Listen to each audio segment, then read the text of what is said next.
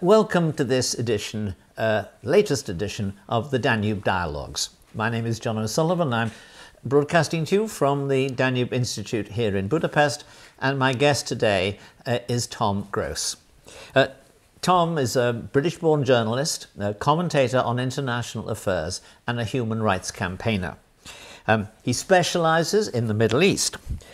He's written widely. He's written for American papers, he's written for British papers, for European papers.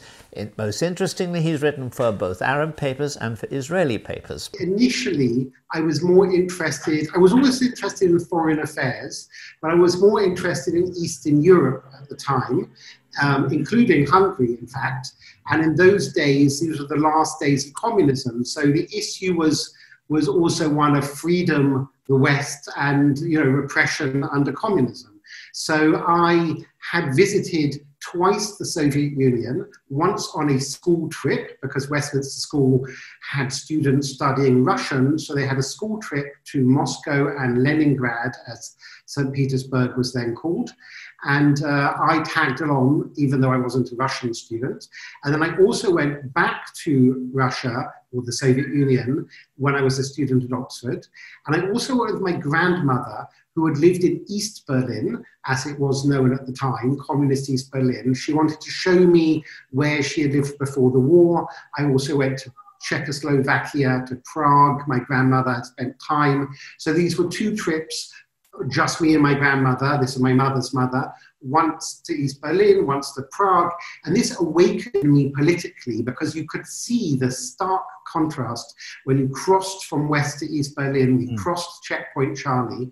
And this really awakened me to human rights, dictatorships, and so on. So to come to the Middle East, I was always interested in Israel and the Palestinians, but I became interested in the wider Middle East really after the fall of communism, because in a way, a lot of dictatorships which affect the West are to be found in the Middle East. So you went there with, certainly anyway, kind of an expat's outlook on it. Now, you arrived there, you've worked there since.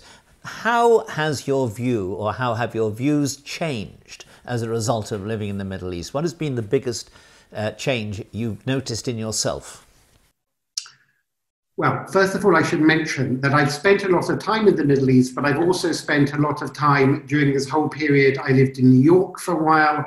I lived in Central Europe for a while. So I've also seen the Middle East on how it impacts to America, American policy, Europe, European policy. I'm not just looking at the Middle East from some kind of insider's point of view. My speciality is actually the impact of Middle East politics, policies, terrorism, counterterrorism, economic, migrants, all this kind of stuff on Europe and the outside world. So my views very much relate to my spending part of the time in the Middle East and part of the time outside the Middle East.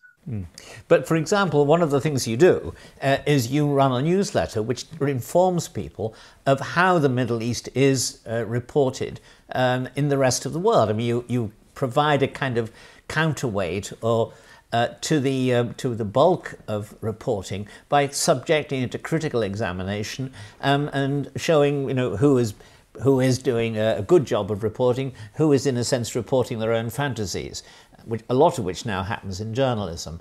And I'm curious as to how did you get into that particular side of the business? As you know, John, I worked for about 6 years as a journalist based in Jerusalem, covering also not just the Palestinian-Israeli conflict, but I also reported on other countries, Egypt, Syria, Iran, and so on.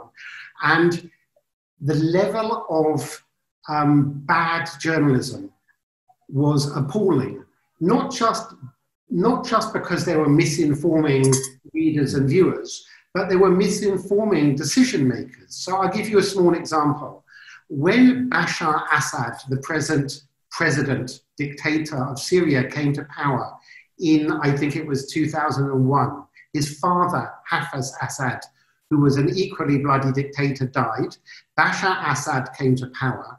And my editor at the Sunday Telegraph, which was a conservative-leaning paper, he forced me to say Bashar Assad is a reformist. And I said, but he's not. There's no indication at all that he's a pro-democrat or liberal. And indeed, I have been proved right with Assad since he came to power 19 years ago, not just in this bloody civil war we've seen for the last 9 years, but in the decade before that, there were so many torture cells and massacres and executions of political opponents by Bashar Assad. So there was something very wrong when I was forced to say he was a reformer when he wasn't a reformer. And I know from my friends who are politicians and so on, or diplomats, they often base policy on what they've seen on the BBC or read. They're not specialists. I've seen specialist reports produced by embassies, which are just copies of whatever they've seen in the media. Or I'll give you one other example. Ehud Barak, who was then the Prime Minister of Israel in what's called the Second Intifada, the Second Palestinian Uprising, he was in Paris for meetings with Jacques Chirac, who was then the French president. And Jacques Chirac told Ehud Barak, why did Israel execute these people this morning? What do you think you're doing, Israel? And Barak said, I don't know what you're talking about. Let me check back with my chief of staff. So he checked back. The chief of staff said, what's he talking about? We haven't done this. Then Barak went back to Chirac and said, what's your intelligence information on these activities? We'll put these Israeli soldiers on trial if they really did this. And Jacques Chirac said, no, there was no intelligence. I saw it reported on CNN. So in other words, the president of France was telling the prime minister of Israel, in fact, telling him off based on an entirely fake report on CNN. So even at the highest levels, and I see it even with Boris Johnson in an article he wrote last week, he wrote an article that was published in an Israeli newspaper, there were so many mistakes in it. It is written as if it's been copied from some BBC report. Now, that doesn't mean that the BBC shouldn't be critical of Israel or any other country, but they need to get their facts right when they criticize Israel, and they don't. They're injecting all kinds of prejudices, fake news, I would call it, and this kind of stuff. But let me ask the question here. Why did your editor at the Sunday Telegraph want you to change it? In a sense, I can't believe that he did so from corrupt motives, since, you know, you were able to go around and tell people about that. He must have thought there was a good reason. You think it was simply that he read a report or watched CNN, and he wouldn't. I mean, he didn't trust you as much as he trusted somebody he didn't know on some network. So I'll give you another example from the same editor, from the same period. I wrote an article.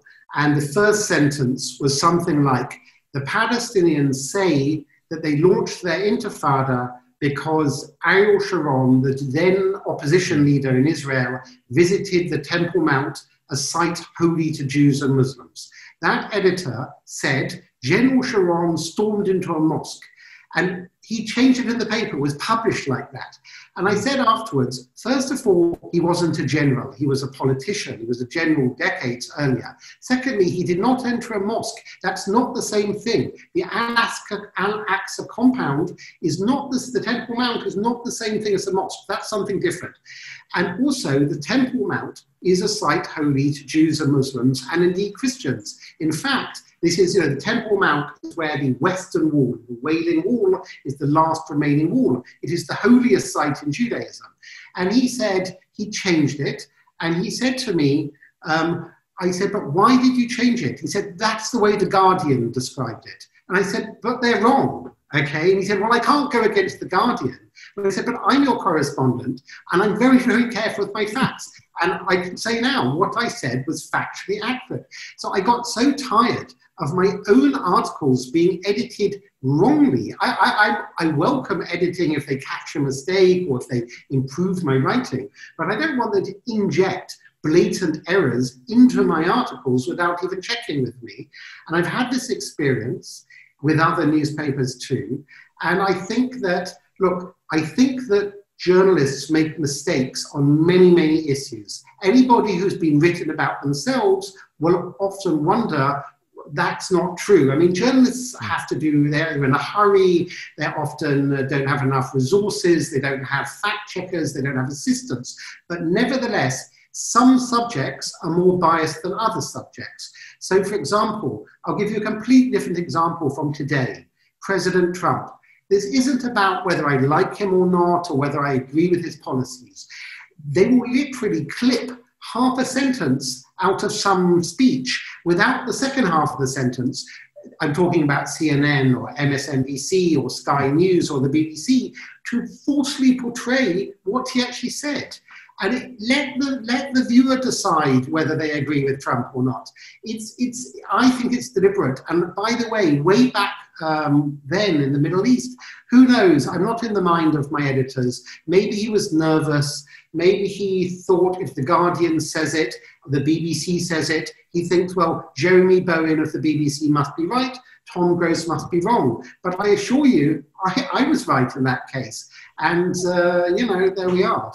Well, I think practically every journalist could give you an example of his editor trusting another news resource over him, particularly when he has a scoop which runs counter to what people are expecting. And I know, for example, a journalist for a Belgian paper who predicted Margaret Thatcher would win the leadership election when she ran against Ted Heath, and his editor changed it on the front page to a prediction she'd lose, and of course, he was then saddled with a false prediction which he hadn't made. Now, a lot of cases like that we could think of, but there's another kind of bias, and that is the kind of bias in which I think Israel has suffered from, particularly when it's engaged in a conflict, whether in Lebanon or anywhere else, in which there is a general presupposition to believe the worst,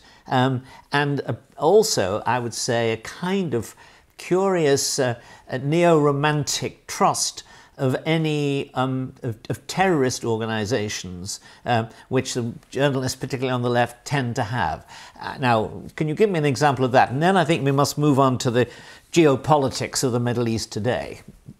Obviously, not everyone's biased, but there is a groupthink about many issues, and this includes the Middle East. So they think Israel is the more powerful party, it's the occupier, it's the stronger party.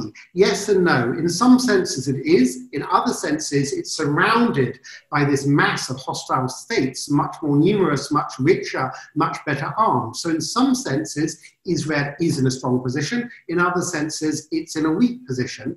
And it is also, it's not just a kind of romanticization of the Arabs by this kind of Lawrence of Arabia image. It's also literally siding with dictatorships. And the reason I'm very attuned to this is I know from those trips to Eastern Europe and studying periods before me, how many media in the West basically apologized for the Soviets when they invaded Budapest, where you are, where they invaded Prague, and so on, where there was a kind of America bad, dictatorship okay. So Israel suffers from being a democracy, whereas no one asks, and maybe we'll glide into geopolitics with this remark, everyone keeps on saying, why doesn't Israel negotiate? That article by Boris Johnson last week, he put all the emphasis on Israel. Well, it takes two to tango. Why don't they call on Abbas, the Palestinian president, to negotiate? He is a dictator. He stood in a rigged election in 2004 for a 4-year term that finished in 2008. Does anyone call on him to hold another election? No, they give him money, they invite him to the White House and Downing Street and the Élysée Palace, and they treat him like some kind of statesman. He's not a statesman. He's a dictator every much as Saddam was a dictator, or maybe he's not as brutal as North Koreans or Chinese. It's preposterous. It's preposterous to look, Israel's not perfect, but there's a massive domestic opposition in Israel. So if on occasion the Israeli army behaves badly, there are mass protests by Israelis of 100,000 Israelis. Haaretz newspaper and other Israeli press are very, very critical, whereas they don't stop and question, where is this on the Palestinian or Syrian or Egyptian side? And it makes for bad policy because it's a lopsided debate between a democracy and a dictatorship. And you know, sometimes they might need to pressure the dictatorship in order to bring peace, not because they want the Palestinians to be badly off. If they want them to be better off, they might need to pressure Abbas to negotiate and to compromise in order to get to a two-state solution, which myself and many people want, between Israelis and Palestinians. Now, obviously, I'm going to come back to that point, but I want to ask you a general question, first of all, because it's the impression of people like me who don't follow the Middle East as you do, that there has been a truly radical shake-up in the last 3 or 4 years, and that now alliances are emerging, which even being acknowledged, between Israel on the one hand, the Gulf states, Saudi Arabia, Egypt on the other, and in other words, that we've moved on from a kind of frozen Arab-Israeli conflict into a much more complicated game, which involves the Turks, the Iranians, which involves the Americans too still, but in which nothing is quite as clear as it once was, or as fixed anyway. What's your own view on that? And why? Everything you said is exactly correct, but I would add to it, in fact, it's a bit of a myth in Western media and Western academia and Western halls of power and diplomacy that the Arab countries were not already involved in all kinds of seeing eye to eye with Israel. And this goes back at least as far as the 1979 Iranian Revolution. Ever since then, the biggest threat to the Middle East has been the Islamic Republic of Iran. And all the Arabs know this, and therefore they have an unofficial alliance with Israel. They've kept it under the radar till fairly recently. In the last year or two, you have people like the Bahraini foreign minister shaking the hand of the Israeli foreign minister. You have Prime Minister Netanyahu publicly invited to Amman by the Sultan a year ago, the Sultan of Iran. And the most important thing is the Omani television led the news with this. Domestic news saying how wonderful the visit of Netanyahu was. And of course, officially, Israel only has diplomatic relations with 2 Arab states, Egypt and Jordan. Unofficially, it is talking all the time to the United Arab Emirates and Dubai and a whole host of countries, also North Africa, Morocco, and so on. Also now in Sudan, the Somali leader has in secret visited Tel Aviv, had meetings with Netanyahu. So a few things are driving this. One is common fear of Iran. Another thing that's driving this is the feeling that America is slowly absenting itself from the Middle East, a process that started under Barack Obama and is continuing up to a point under Donald Trump. So they feel that they have to be more public about their new alliances. Israel would like to make the alliances more public. Israel would like there to be an open handshake between Saudi and Israeli leaders. Instead, it's a little bit kept under the radar because the Saudis want to keep it under the radar. But there's also, you know, the Europeans care more about the Palestinians than the Arabs do. The Arabs, if in private, they're not nice at all. The things I hear said about Palestinians from my Egyptian friends and even from Saudis I know are pretty harsh. They're harsher than what Israel says about the Palestinians. They feel, listen, the Palestinians have been repeatedly offered an independent state by Israel and the United States. They were offered it already in the 1920s, in the 1930s, in 1947-48. They were offered it after the Six-Day War by Israel. They were offered it in 2000 and 2001 by Bill Clinton, the famous Camp David. They were offered in 2008 by Israeli Prime Minister Ehud Olmert. They were offered in secret by Netanyahu and John Kerry about 5 or 6 years ago. And they've been offered by Donald Trump. Earlier this year, Donald Trump, a Republican president, and Benjamin Netanyahu, a Likud, i.e. a right-wing Israeli prime minister, in the White House, in the unveiling of the Trump peace plan, they mentioned the term Palestinian state, state of Palestine, in the Trump peace plan at least 50 times. There are about 100 or even up to 130 peoples in the world that would like a state of their own. There's some well-known ones like the Tibetans or the Kurds or the Chechens or the Balukis, but there are many smaller ones in South America and Asia and so on in Africa.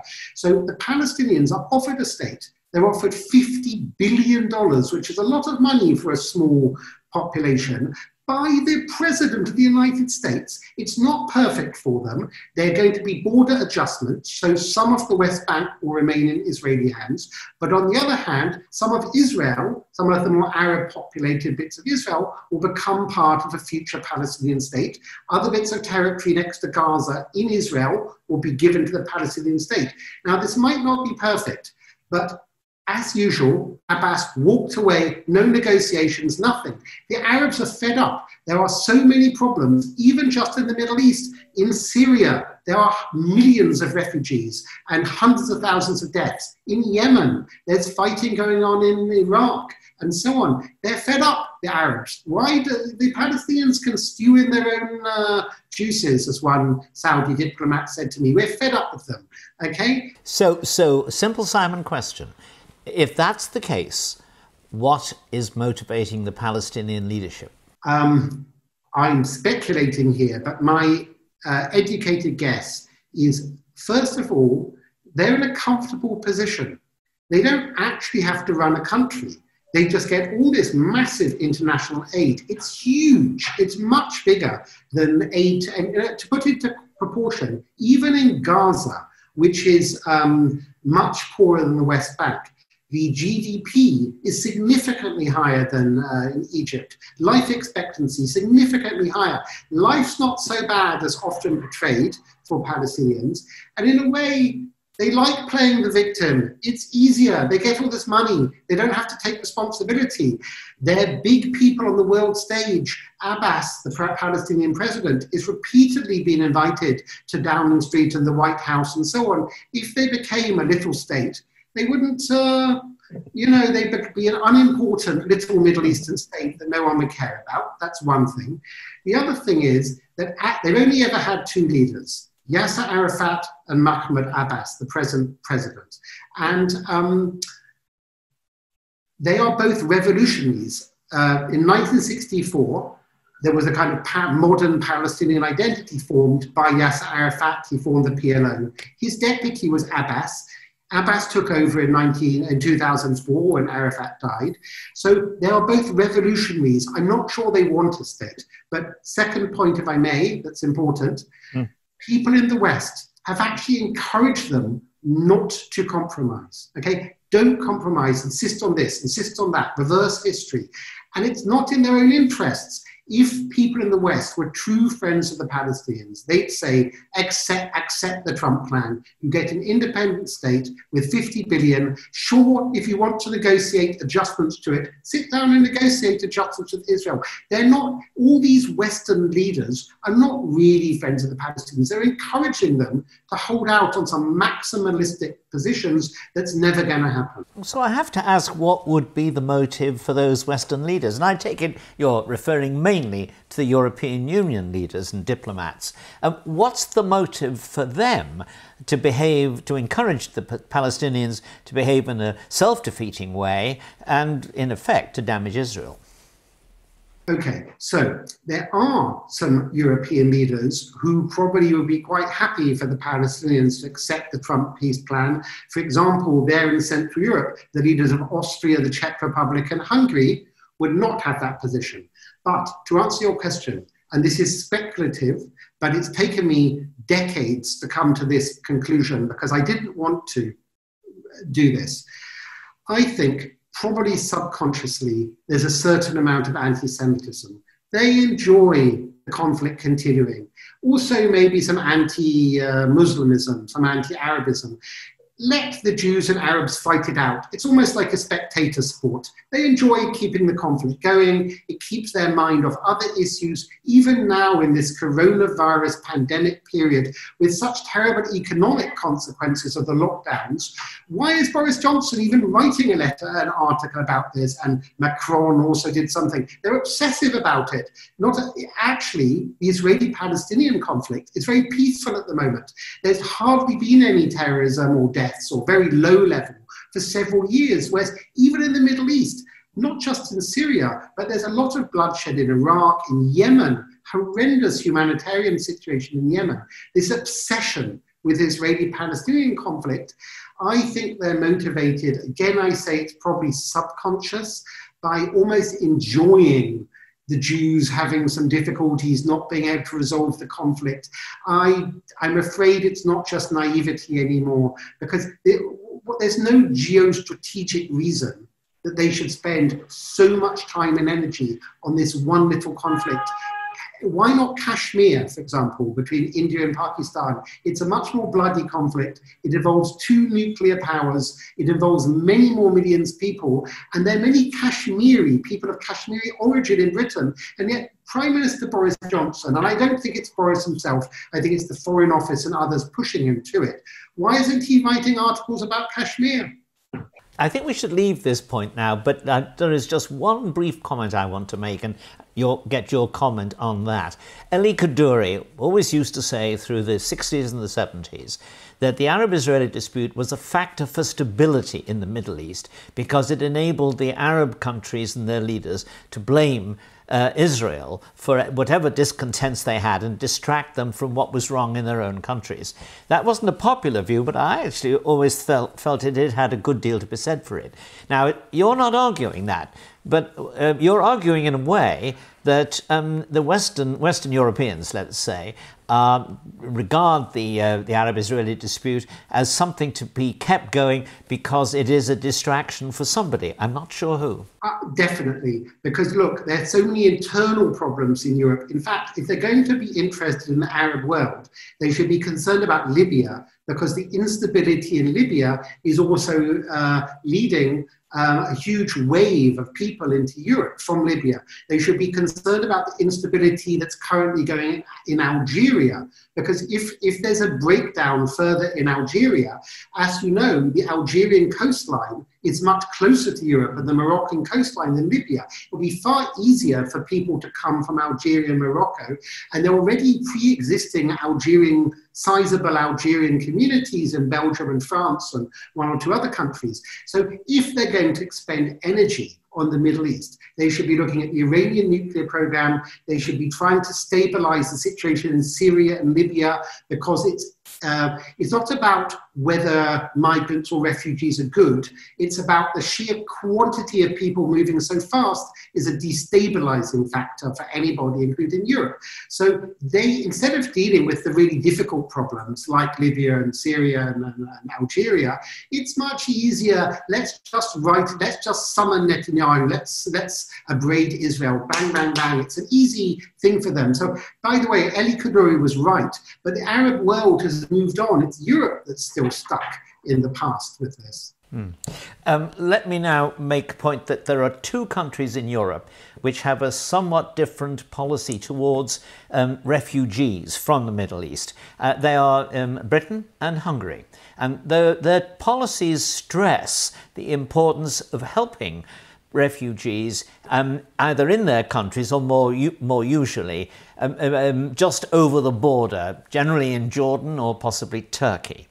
Now, do you think that this policy has the germs of success in it or not? Can we actually persuade refugees to stay near where they left, and indeed at some point to return home, and give them aid and assistance there as a way of preventing them surging through Turkey into Europe? So first of all, there are other countries with Hungary and Britain, Czech Republic, Slovakia, up to an extent Poland and some other East European countries that have similar policies. Okay, they're very tough line on allowing in migrants or refugees in the Czech Republic, for example, even tougher than Hungary. To answer your question, what should have been the policy, but wasn't, is exactly that.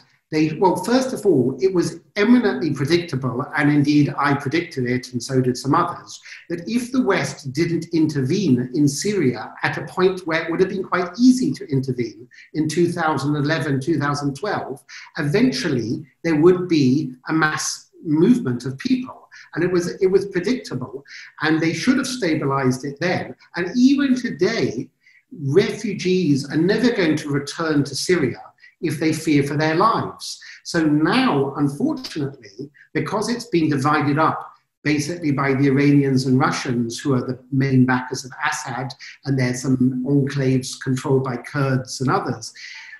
I mean, the Syrian war was basically an ethnic cleansing of Sunni Arabs by Shia Iranians and the Alawites who run Syria. So I think that policy would have been a sensible one in 2011, 2012, 2013. What happened is when Barack Obama famously went back on his so-called red lines after Assad and the Iranians again used chemical weapons, there was an understanding also among Syrian refugees in Turkey that the West is not going to intervene in Syria. So until then, they were indeed waiting in Turkey, and they thought, we'll wait, the West will intervene, surely we'll have help. And then, of course, they'll go back to Syria. Many of them had, Syria was fairly prosperous because of oil. Many of them owned nice houses, shops, businesses. They left that all behind. It's not like they wanted to end up in Europe with nothing. They had nice villas in many cases to go back to in Syria. But once they realized that Barack Obama, and I have to add Ed Miliband, the British Labour leader, who made it impossible for the British to also support airstrikes. This is before Russia intervened, before ISIS was founded. This only happened as a result of Barack Obama's terrible policies in Syria. And after Syrians realized no one's coming to help them, and Erdogan made their life difficult, that's when the movement started into Europe. Look, it's all very well saying that millions of people should go back to Turkey, but Erdogan would argue we're already hosting 2 or 3 million Syrians, maybe even 4 million, and Jordan's already hosting a couple of million. 20% of the population of Lebanon are Syrian refugees, like literally 20 to 25% of the population. We can't take anymore in Jordan, in Lebanon, in Turkey. So no, we're not going to take them. So even if people in Europe wanted to go back, I'm not sure the Jordanians or Turks will take them, because it's destabilizing for their countries to have too many people, refugees there. And this was even before the current coronavirus situation, which has caused an economic downturn in all these countries. I want to ask a question now, Tom, about a dominant power in the Middle East. The late J.B. Kelly, as a friend of mine and others, he used to wonder nostalgically if the Ottoman Empire couldn't be recreated and the Turks would have the problem of, in a sense, ruling the Middle East and keeping everything under more or less quiet, as he hoped. Now, that was a very different Turkey, of course, pre-Erdogan. But Turkey does seem to have similar ideas itself. And I'm wondering, when we look at the various contenders for the position of dominant power in the Middle East, what you see is the likely future of Turkey in that regard. Turkey, President Erdogan has been described as kind of having neo-Ottoman ambitions, and indeed certain cities like Aleppo in Syria that were kind of Ottoman, run by the Ottomans, in his dreams he'd like to take Aleppo back.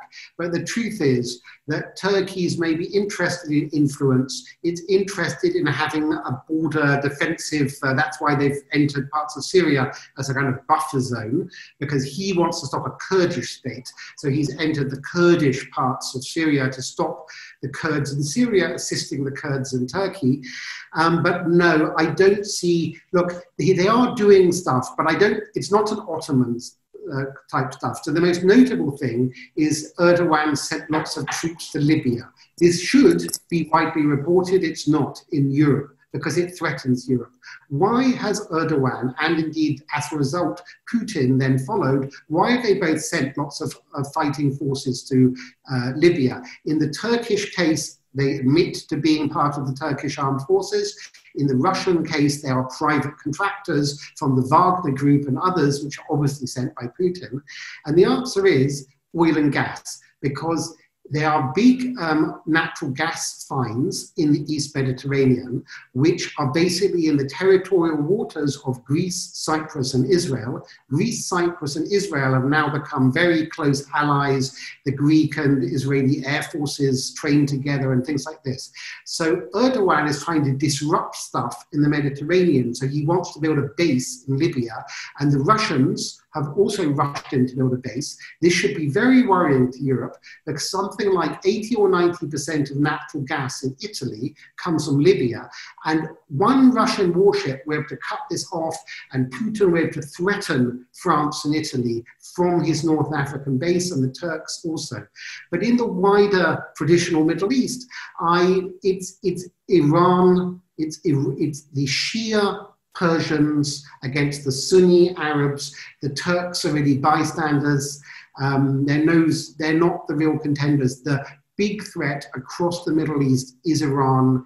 There are literally revolutionary guards like other the 1979 Iranian Revolution. It's a little bit like the Russian Revolution in 1917, the French Revolution. They expand. The Russians expanded out of Russia. The Iranian Revolutionary Guards are expanding.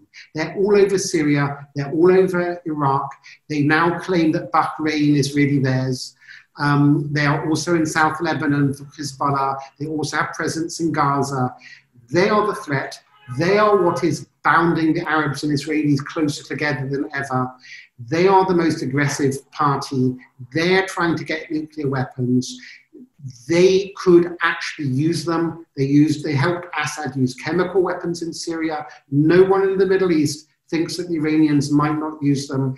If they get closer to a nuclear weapon, the secondary problem is other countries, including Turkey, the Saudis, the Turks, the Egyptians, others will be forced to get their own nuclear arsenals. This will be a far more dangerous situation than you had in the Cold War. In the Cold War, you had essentially two rational actors between the Soviets and Americans. There was never really a prospect of a nuclear war. There was a sort of mad, mutually assured destruction.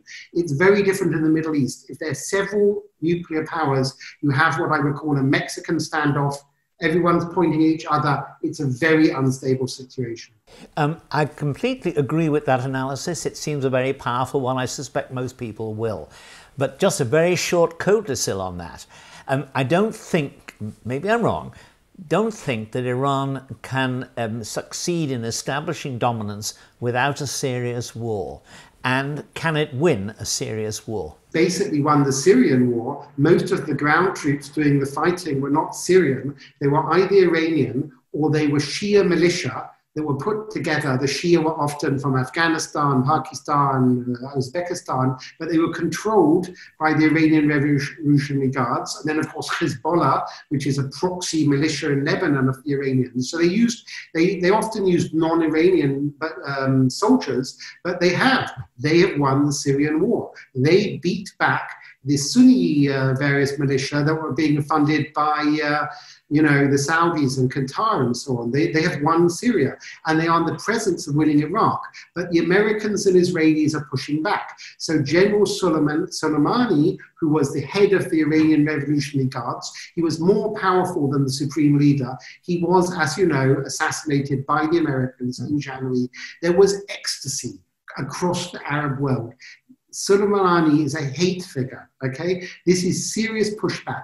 I have to point out that during the 8 years of Barack Obama, the policies of Obama and his West European allies was, in effect, to strengthen the Iranian regime. They set in process this bogus nuclear deal, which actually set out a path towards nuclear weapons for the Iranian regime. And they also The 2009 Green Revolution in Iran was brutally repressed. Obama essentially sided with the Iranian government. There was a real prospect of a counter-revolution then, because the Iranian people are actually quite pro-Western and quite liberal even. They're not Islamic. It's the regime that's making them Islamic. So President Trump is, with the massive happiness from both Israelis and Arabs, is pushing back. We have several sites now attacked. It would seem attacked. There were accidents, more likely attacks, including nuclear sites in Iran, 4 or 5 sites, including another one yesterday. This is probably being done by cyber methods. Today, you can literally cause an explosion by infiltrating computer programs and making centrifuges explode. It's not by airstrikes, it's not by people on the ground, it's by cyber methods. Who knows who's doing it? It may be a joint venture between the UAE, Saudi Arabia, Israel, and the United States. I'm going to ask you about a few personalities. I'd like short, sharp answers. You put them in historical perspective. The first is of Benjamin Netanyahu. Well, I think it's too early to tell because he's still prime minister. He's now served, he's Israel's longest lasting prime minister. He's won 5 elections, which is a remarkable achievement in any democracy. And Israel is a robust democracy with so many parties. It's very difficult to do that. So he has reformed Israel's economy. It used to be an almost socialistic, somewhat backward economy. Now it's a very robust OECD economy. It's a world leader in certain fields. So economically, he's done wonders for Israel. Geostrategically, he's kept Israel out of major wars. He's strengthened ties with the Arab world, but he's yet to get some big historic achievement on the political stage. I think he wants one. I think he would like to oversee, let's say, an Israeli-Saudi peace agreement or something like that. I'm not sure he'll get it. The second one is the Saudi Crown Prince. Well, again, he's in his early 30s, maybe he's 34, 35.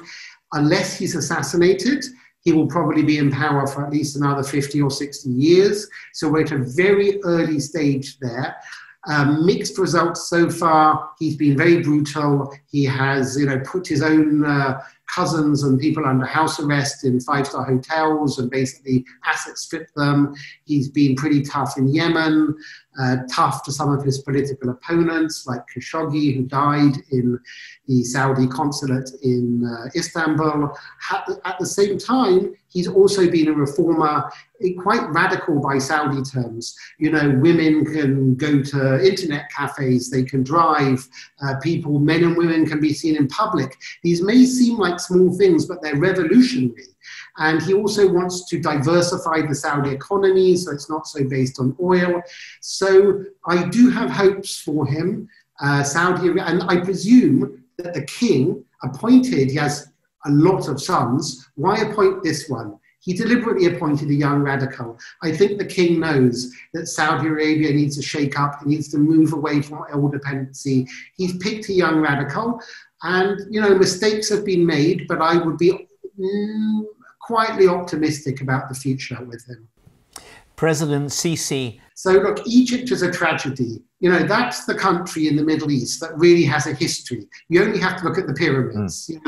Maybe it was even a pre-Islamic history, but there's a real history to Egypt. And it's a failed state. It's 100 million people. They hardly produce anything but poverty. They had this dictator, Mubarak. He was overthrown in the Arab Spring. There was a kind of election. Muslim Brotherhood came to power. Sisi, a general, overturned the Muslim Brotherhood victory and has turned out to be an even more brutal dictator than Mubarak. So he's a dictator. He's in a holding pattern, but I don't know what vision he has for Egypt other than survival of the army, which basically runs Egypt. And I think it's a tragedy, Egypt. It's overpopulated. It's very poor. As I mentioned, it's poorer than Gaza. Significantly poorer. It's a huge population of 100 million. They have trouble with water resources and things like that. So I can't predict for Sisi, but I'm not very optimistic about Egypt in general. It's a tragedy, of course, because the Egyptians are not a primitive poor people. There are poor, sophisticated people with a great history and a very significant middle class in the past. Now, my final personality is Vladimir Putin, President of Russia, in relation to the Middle East. So something very interesting has happened in the last few years. As America absented itself from region and conflict, Putin stepped in. First of all, he stepped into Syria. People forget, but Russia wasn't involved in Syria. They only intervened after Obama made clear that America was moving out. And Putin has also managed to form alliances, paradoxically, with both Israelis and the Palestinian Authority, also with the Iranians, also with the Saudis. The Saudi king, who's old and hardly travels anywhere, went to Russia to pay homage to Putin. Putin has emerged as a power broker in the Middle East. I'm not quite clear what his motivations are, other than to project Russian power and also show the Americans who he is. But it's not good for the Middle East, I don't think, that Putin is now the big guy in the region. Trump is still involved in trying to keep Iran in check. Trump is, unlike Obama, Trump wants to back up US allies like Israel, and up to a point the Saudis. But other than that, the Americans are increasingly absent from the Middle East, and the Russians, and this is also why, to answer your previous question, Erdogan is more involved. He's involved in a narrow way to look after Turkish interests. So Putin is the big victor, but he didn't have to be. It's a result of poor Western policy. But that does then lead to my final question, and that is, the Middle East has almost never been a stable place except under the dominance, the clear dominance of a single power. And I wonder whether or not everything you've described doesn't mean that America, which has been retreating until recently from the area, is not going to have to come back in greater force in order to ensure that either Iran doesn't succeed, or that if it does gain ground, it doesn't become the dominant force in the whole region. I can't see America. Look, the Iraq war is generally regarded as a failure, even though there were some positives from it too, but we won't go into that now. I mean, positives for the Iraqis. I can't see any American president in the near future committing troops in any sizable number to the Middle East, or indeed anywhere. So I think they're using things like cyber methods and economic sanctions to keep the Iranian regime in check, and they're using small ground troops to keep ISIS in check. I don't think the Russians want to commit troops in big numbers either. So I'm not sure any power is going to be dominant. I think that each country is looking after its own interests. And as we know, these alliances are emerging now between the Sunni Arabs and Israel and so on. But you have, in effect, failed states in Syria and up to a point in Yemen, Iraq and Lebanon, at least divided states in Lebanon. And I'm not sure, as is a well-known phrase, you know, it's easy to break an egg into an omelette, but you can't put the omelette back to an egg. Or Humpty Dumpty fell off the wall, but you can't put Humpty Dumpty back together again. So, you know, I'm not sure that the nation state would exist in a Western type form in certain Middle Eastern states. And to remind people, of course, for much of European history, the nation state didn't exist in the form we know it today.